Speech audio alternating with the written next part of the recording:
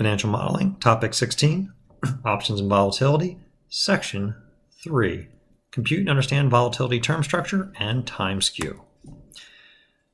Now, the volatility term structure, or sometimes called time skew, shows the implied volatility for options at different maturities, but the same strike.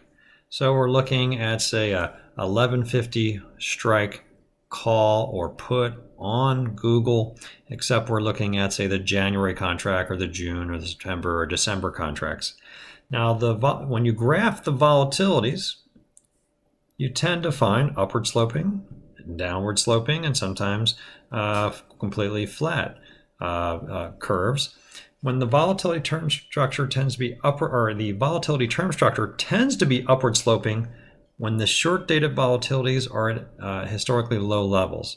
So, for example, what if a stock has been incredibly calm lately and the volatility might be at some low level? However, the long-term average might be at a high level. So when you see the implied volatilities upward sloping, what that tends to mean is the market is expecting that low calm period, which is expected to continue for a little bit of time because of volatility clustering, will eventually return back to the normal level of volatility. So this is a picture of times are calm, but it's going to go back to a normal level of volatility.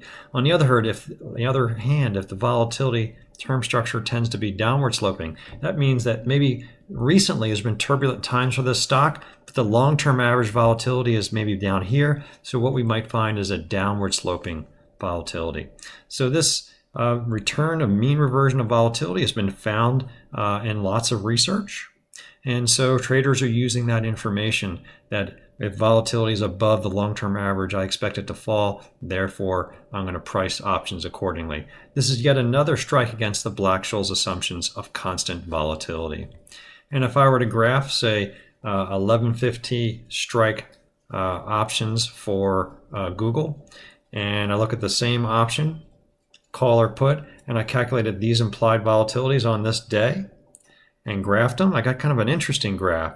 It looks like maybe volatility has been very high, it's expected to be low, and then return to some long-term average. So I'd expect that the long-term average volatility for Google to be closer to this long-dated value here, say the mid-20s. So this is a kind of a kinked curve where it's expected to fall and then rise again. However, in general, what I see is strictly downward sloping or upward sloping term structures of volatility. And when that is not completely flat, we'll call it a time skew. So in this topic, we simply understood volatility term structures and time skews, which are a function of the mean reversion of volatility.